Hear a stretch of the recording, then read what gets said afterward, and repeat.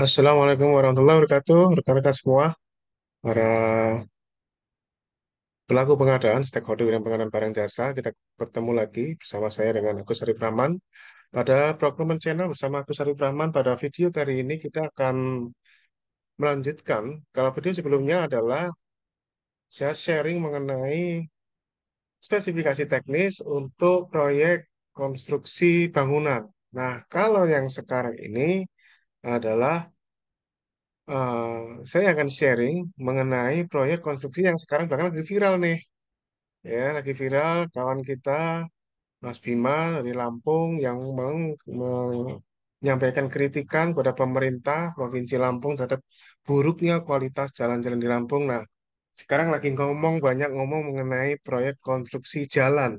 Nah, pada video ini izinkan saya untuk berbagi mengenai contoh isian spesifikasi teknis pekerjaan jalan.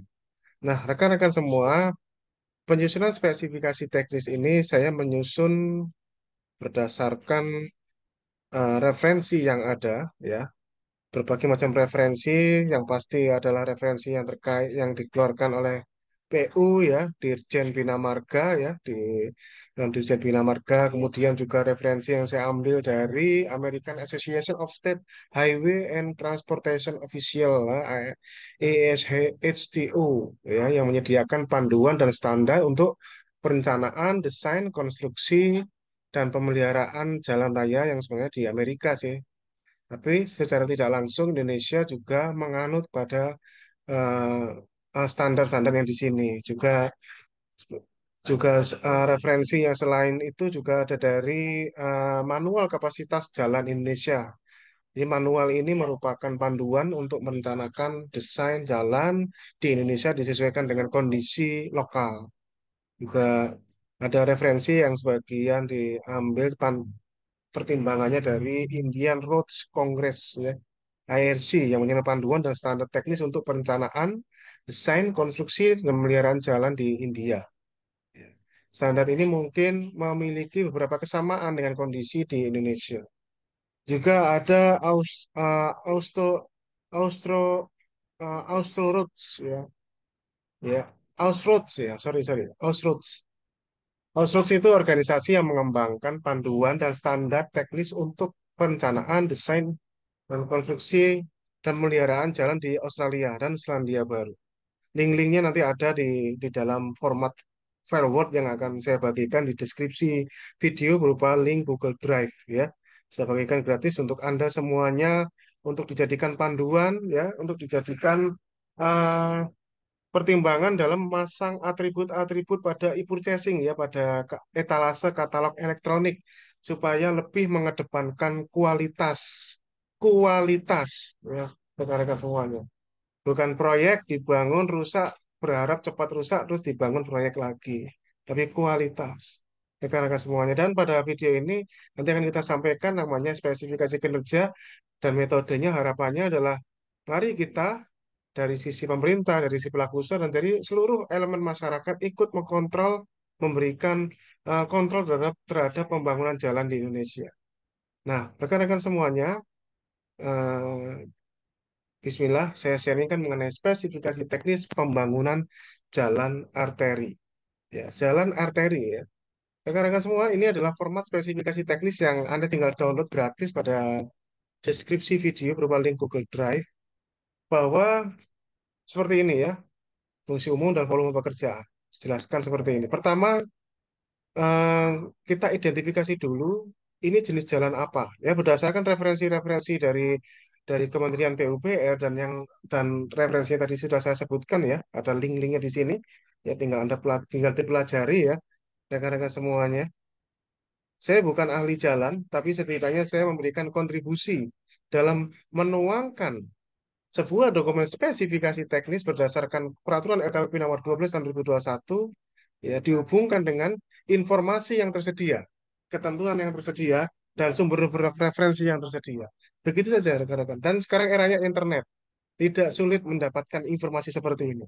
Tugas saya di sini hanya menyampaikan, menuangkan ke dalam sebuah dokumen sesuai ketentuan yang berlaku. Oke, pertama kita identifikasi dulu, ini jenis jalan apa, ya. dari yang diketahui ada 6 macam jalan di sini pilihannya. Jalan arteri, jalan kolektor, jalan lokal, jalan perumahan, jalan industri, jalan daerah beriklim ekstrim. Nah, di sini ada pedoman pemilihan kebutuhan jalan, ya. Dan ini berbeda ya. Kalau jalan arteri itu 20 sampai 40 meter, ya jalan kolektor itu 20 sampai 20 meter, jalan lokal 6 sampai 12 meter, jalan perumahan 4 sampai 6 meter, jalan industri 12 sampai 30 meter, jalan beriklim ekstrim 6 sampai 20 meter. Ketebalan aspalnya pun juga berbeda. Ketebalan aspalnya kalau jalan arteri itu 5 sampai 7 cm hot mix ya. Kalau jalan kolektor 4 sampai 6 cm hot mix. Jalan lokal itu sama dengan jalan kolektor. Jalan perumahan lebih tipis ya, 3 sampai 5 cm aspal penetrasi namanya bukan aspal hot mix. Nah, jalan industri tebal ya hot mix ya 6 sampai 8 yang paling tebal ya kan dilewati truk. Nah, kemudian jalan beriklim ekstrim itu 6 sampai 20 ya aspal modifikasi. Ya, kemudian ketebalan lapis pondasinya juga berbeda. Kalau jalan arteri itu 25 sampai 40 cm rata-rata ya. Kemudian kalau jalan kolektor 20 sampai 30. Jadi spesifikasinya berbeda antara jalan arteri, kolektor, kolektor, lokal, perumahan, industri, daerah beriklim ekstrim ini. Ini belum termasuk ya, ya, belum termasuk jalan tol. Jadi jalan tol itu tidak berbeda dengan jalan arteri, cuma mestinya lebih tinggi ya, lebih tinggi jalan tol ya, karena eh, jalan tol itu berpotensi dilewati oleh berbagai macam kendaraan minimal roda 4 seperti itu, gitu ya. Jadi jalan tol itu lebih gabungan dari jalan-jalan arteri, perumahan, arteri, kolektor, industri kayak gitulah kurang lebih. Makanya kita nggak masukkan di sini kalau jalan tol, lagian sudah ada bagian tersendiri jalan tol yang sekarang lagi viral di misalnya di Lampung dan saya yakin nanti akan di semuanya gitu ya.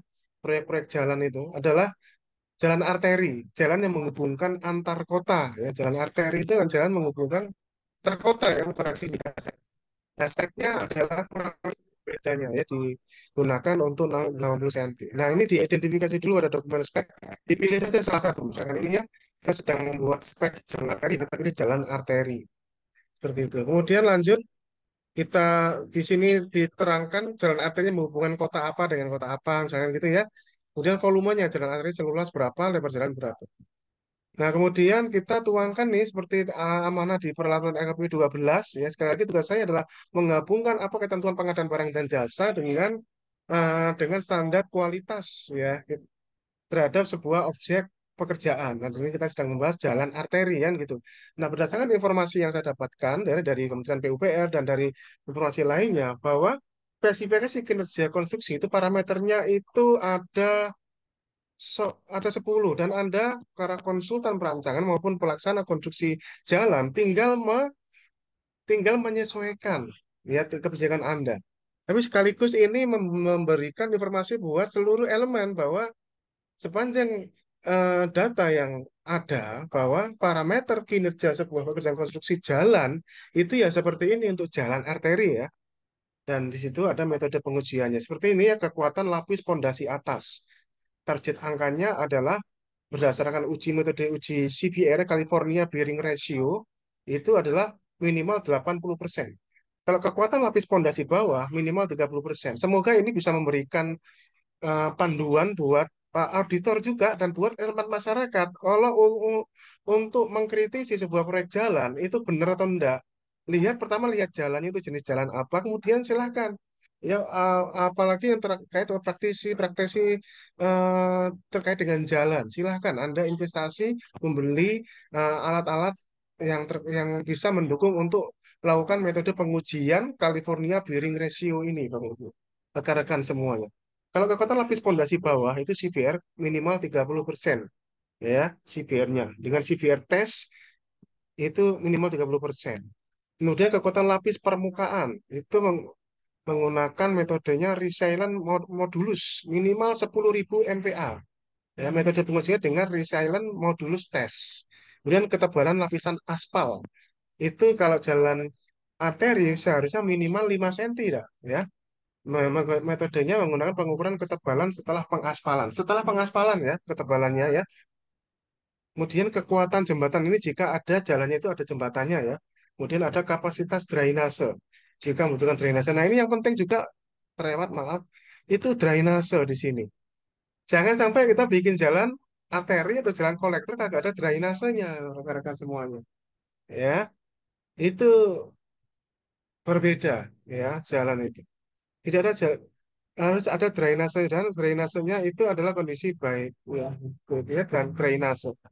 Kalau nggak ada drainasenya percuma bikin jalan arteri gitu ya, karena aspal itu kelemahannya ada air gitu ya. Drainasenya juga menjadi bagian dari spesifikasi kinerja ya. Ya Q lebih dari 2 meter kubik per detik. Ya, metode pengujian dengan hidrologi dan pengukuran debit air pada saat kondisi hujan. Nah, ini kalau kita mau benar-benar rekonstruksi benar tuh seharusnya ya seperti ini nih. Wah, ini nama-nama kerjaan saya ini lah. Seharusnya tidak ya. Kita tinggal niatnya apa? Kita kan menggunakan uang rakyat nih. Kita menggunakan uang rakyat nih. Saya bukan ahli jalan, tapi saya menggunakan informasi yang ada berdasarkan ketentuan yang berlaku dan referensi yang ada tentang spesifikasi kerja yang selama ini sering terlewat malahan, tidak terlalu diperhatikan malahan gitu ya. Makanya sering sih kita wajar jika masyarakat misalkan, oh itu jalan proyek sedikit-sedikit rusak, misalnya begitu. Ada yang dicolong ya seperti itu. Nah silakan. Di sini pada spesifikasi teknis ini kita tuangkan metode pengujian. Ya, seluruh kita bisa melakukan metode pengujian ini. Ya, silakan dikoreksi jika ini spesifikasinya ini salah. Ya, setidaknya ini sudah memberikan gambaran parameter kinerja sebuah pekerjaan jalan. Gitu ya. Kemudian kualitas marka jalan ini juga diuji juga ya. Kualitas marka jalan ini diuji target angkanya adalah dengan retro reflexivity, reflexivity ya. Minimal 250 mcd per meter persegi per LX ya dengan metode retro reflectometer untuk mengukur retro reflectivity marka jalan. Ya, silahkan Anda berkonsultasi ya kepada ahlinya ya. Saya hanya menuangkan berdasarkan data yang ada dan mengingatkan seharusnya seperti inilah jalan itu fokus pada kualitas itu ya. Kemudian rambu kalau memang itu di ruang lingkupnya memang ada rambunya ya sesuai dengan SNI. Kemudian efisiensi penerangan jalan kalau memang ada jalannya. Seharusnya kalau memang ada itu ada jalannya minimal adalah target angka kinerjanya adalah minimal 100 LM per W ya. Metode pengujiannya dengan inspeksi visual dan pengukuran tingkat pencahayaan lux menggunakan lux meter di metode pengujiannya. Nah, kemudian kondisi jalan ya, itu kurang dari 4 meter per kilometer, kurang dari 4 M per km. Ya. IRI itu adalah International Roughness Index Test dengan menggunakan profilometer. Sekarang justru dengan data yang saya dapatkan, apakah proyek-proyek pembangunan jalan di Indonesia pada saat serah terima hasil pekerjaan, baik oleh PPK maupun oleh auditor sudah menggunakan parameter-parameter ini, atau hanya sekedar bikin jalan, volume jalan selesai, sudah. Apakah seperti itu? Nah, saya tidak tahu. Silakan, mari kita berintrospeksi dan saya memberikan kontribusi ini supaya pembangunan jalan kita itu baik. Dan kita terangkan parameter-parameter kinerja sesuai dengan amanat peraturan LKPB bahwa yang terpenting adalah parameter kinerjanya. Baru kita setelah parameter kerja tidak hanya sekedar kita berbicara spektek seperti ini. Kalau spektek ya, seperti ini ya, ya contohnya ini saya bikin spektek ya untuk membangun jalan arteri 2 kilo ya contohnya ya. Panjang jalan 2 kilo, lebar 2 jalur, lebar jalan 3,5 dan seterusnya ini ya. Median jalan dan seterusnya ini ya. Lapisan pondasi atas agregat kelas A, lapisan pondasi bawah agregat kelas B, ketebalan 15 cm, ketebalan 20 cm, kemudian lapis permukaan surface, ini menggunakan aspal beton, tipe AC tipe AC, WC yang ketebalan 5 cm, kemudian drainase, saluran tepi dan gorong-gorong beton, diameter minimum 50 cm, jarak antar saluran maksimum 500 meter. Kemudian juga marka jalannya dengan cat ya, termoplastik ya, melebarnya 10 cm, ya, kemudian rambunya dengan SNI, BJO dengan jarak antar tiang lampu itu maksimal 40 meter. Maksimal untuk jalan arteri ya, maksimal 40 meter. Dan seterusnya, seterusnya. Nah, kemudian kita baru berbicara nih ULM spektek sesuai dengan Perlem 12 seperti yang saya contohkan di pembangunan bangunan ya. Di proyek bangunan ini adalah konstruksi jalan. Kalau konstruksi jalan ini spek bangunannya ini saya contohkan silahkan nanti dimodifikasi sesuai dengan kebutuhan. Tapi mestinya adalah bahan bangunan yang dibutuhkan adalah seperti ini. Agregat pondasi atas, kelas A, gradasi sesuai dengan SNI. Kemudian agregat pondasi bawahnya itu kelas B, gradasi sesuai dengan SNI. Aspal beton, di sini contohnya ada Shell, Pertamina, Exxon Mobil, ya, tipe AC, WC.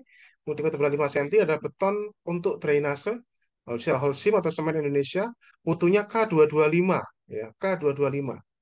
Kemudian ada beton untuk jembatan, kalau memang ada jembatannya ya. Itu juga bisa menggunakan sama dengan K-nya beda nih K350. Nah, kebetulan betonnya. Kemudian wajah baja tulangan jembatan kalau memang butuh jembatan ya. BCTD 40 baja tulangan diameter, baja tulangan diameter 40. Terus sesuai dengan SNI-nya. Ini baja profil untuk jembatan kalau memang butuh jembatan ya. Ini cat marka ada mereknya sementing adalah merek cat termoplastik ya, lebarnya 10 cm. Rambu lalu lintas ya. Ini merek-merek bisa SNI, yang penting adalah SNI, lampu bisa pilih Osram Panasonic, lampu LED, energi hemat lebih dari 100 lumens ya per W. Nah, kemudian ini silakan dipilih ya, silakan dipilih atau diterapkan untuk semua dalam satu paket pekerjaan jalan. Dan ini sekaligus menjadi masukan buat para vendor-vendor konstruksi jalan untuk memasukkan spesifikasinya di etalase katalog elektronik gitu ya, supaya lebih matang dan kalau ini lengkap, maka kalau mau dipilih itu ya sebenarnya lengkap seperti ini ya informasinya. Spek peralatan konstruksi dan peralatan bangunan yang dibutuhkan ya seperti ini. Nah, ini saran saya adalah Anda untuk vendor-vendor konstruksi di katalog elektronik Anda silahkan ya Anda tawarkan berdasarkan pilihan-pilihan yang ada di sini. Mestinya ini adalah saya contohkan ini kan jalan arteri ya. Kalau Anda menawarkan untuk jalan arteri seharusnya ya inilah nama peralatan-peralatan yang dibutuhkan. Bulldozer kapasitas 200-300 HP, jumlahnya 2, ekskavator 20-30 ton minimal 3, wheel loader 3-5 ton 2, motor grader dan seterusnya ini ya silahkan ada berbagai macam alternatif ya peralatan konstruksi yang seharusnya dibutuhkan untuk proyek jalan arteri. Ini kan kita ngomong jalan arteri ya, bukan jalan lokal, bukan jalan perumahan. Jangan speknya peralatan untuk jalan perumahan Anda terapkan untuk jalan arteri. Kasihan nanti ya, nggak punya alternatif. Ini butuhkan standar peralatannya seharusnya seperti ini ya, termasuk beko loader 1,2 ton, air compressor 185 1250 CFM, generator genset 100 sampai 150 kVA ya. Seperti itu. Nah, ini kemudian penerapan jumlah dan jenis seperti yang sudah dibahas sebelumnya, lihat panduan di sini ya. Kemudian di sini saya contohkan spesifikasi proses ya, mulai dari mobilisasi. Ya, ini spesifikasi proses ini sangat penting ya. Karena spesifikasi proses ini ya Anda mesti terapkan apalagi di katalog Anda cerangkan ini. Ya, di dalam katalog Anda apa kalau ini misalnya tender Anda terangkan. Dan setiap milestone itu harus ada deskripsinya dalam dokumen spek. Milestone ini itu deskripsinya ngapain ya, seperti dan durasi estimasi harinya. Itu mobilisasi, penggalian pengukuran, pekerjaan drainasi, pemasangan subbase, pemasangan lapis permukaan, pembuatan marka, pemasangan PJU, pelabuhan jalan jika ada ya ini ya. Pemasangan trotoar jika ada, landscape juga ada, pemeliharaan jalan, demobilisasi. Jadi silakan deskripsinya, silakan ini kegiatan penggalian pengurukan, yaitu penggalian dan pengurukan tanah untuk membuat landasan jalan. Jadi diterangkan ini spek proses ya namanya. Kemudian baru di sini Anda bisa jelaskan lagi, detailkan lagi dengan jadwal. Nih, sih contoh jadwalnya seperti ini, ya, contoh jadwal. Kemudian spek metode. Nah, dari berdasarkan spek proses tadi, barulah dibuatkan spek metodenya. Seperti ini mobilisasi metodenya dengan pengiriman peralatan, material, dan tenaga kerja serta penyiapan fasilitas kerja. Penggalian pengurukan dengan menggunakan eskavator dan bulldozer untuk menggali, mengangkut, dan menguruk tanah. Pekerjaan drainase, menggali pari drainase dengan ekskavator, membuat beton precast, dan menginstal pipa drainase.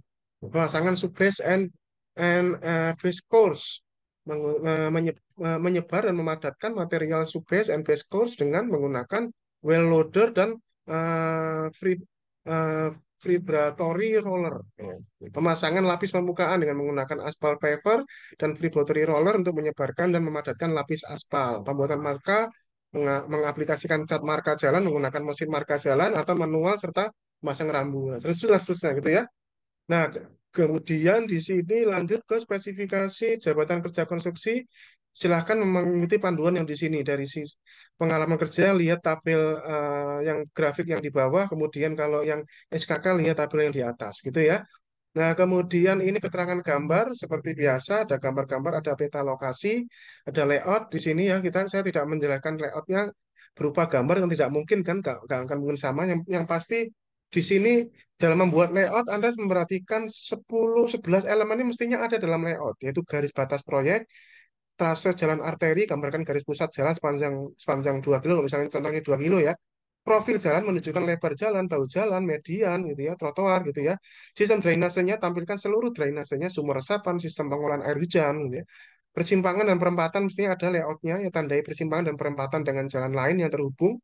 Jembatan jika ada, PJU jika ada, marka jalan, tampilkan garis marka jalan dan posisi rambu lalu lintas, landscape dan pohon. Gambarkan lokasi pohon dan tanaman hias yang akan ditanam di sepanjang jalan. Lokasi peralatan dan material tandai area penyimpanan peralatan dan material konstruksi selama proyek itu berlangsung. Ini penting dan lokasi layout ya. Kemudian area konstruksi dan lahan penyangga itu gambarkan area kerja konstruksi dan lahan penyangga yang akan digunakan. Ya, seperti itu. Kemudian RKK rencana keselamatan konstruksi ini seperti yang sudah saya pernah bikin dan ini khusus untuk jalan seperti ini. Insya Allah ini sangat membantu dan silakan disesuaikan berdasarkan kompetensi konsultan perancang. Saya membantu di sini konsultan perancangan dan kontraktor jalan untuk bisa membuat dokumen RKK. Contohnya kalau ini saya bikin jalan arteri 2 kilo ya kurang lebih identifikasi bahayanya seperti ini ya. Ini tenggelamnya, sorry ini belum saya ganti ya. Ini seharusnya besar ya. Kemudian yang rendah ini seharusnya kecil. Ini tinggal Anda ganti aja kata-kata ini ya. Ya, sebenarnya ini ya kecelakaan ini dan identifikasi risiko. Oke, dan kemudian tidak kalah pentingnya dan yang paling penting di sini adalah penetapan ya penetapan risiko keselamatan konstruksi apakah besar, sedang dan kecil oleh konsultan.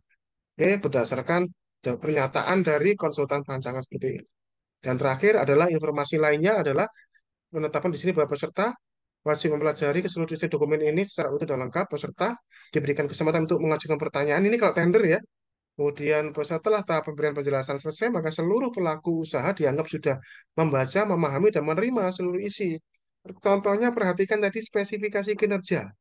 Ya, kalau misalkan ini pelaku usaha perusahaan niatnya nyolong, Bapak Ibu, ya, terus tidak menerima spesifikasi kinerja, jangan salah ya. Nanti metode pelaksanaan serah terimanya menggunakan metode pengujian seperti yang tertuang di spesifikasi kinerja di atas tadi.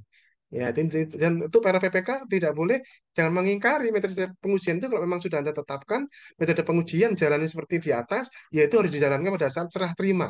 Ya, insya Allah ini sangat membantu. Insya Allah ya, saya niatnya baik untuk menciptakan kualitas jalan yang baik untuk jalan arteri khususnya ya. Nanti kalau jalan-jalan yang lain akan kita bahas di video-video lainnya ya.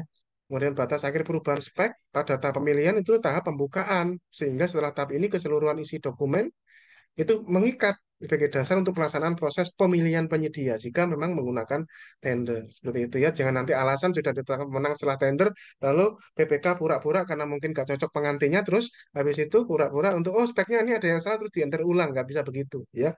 Batas akhir perubahan spek untuk tahap pemilihan adalah pembukaan dokumen sudah dibuka sudah selesai. Jika memang ternyata alasan memang ada yang salah dengan spek tinggal di adendum saja. Kan tidak mungkin dokumen spek itu salah sampai salah 100%. Kan kebangetan untuk salahnya salah 100%. Oke ya.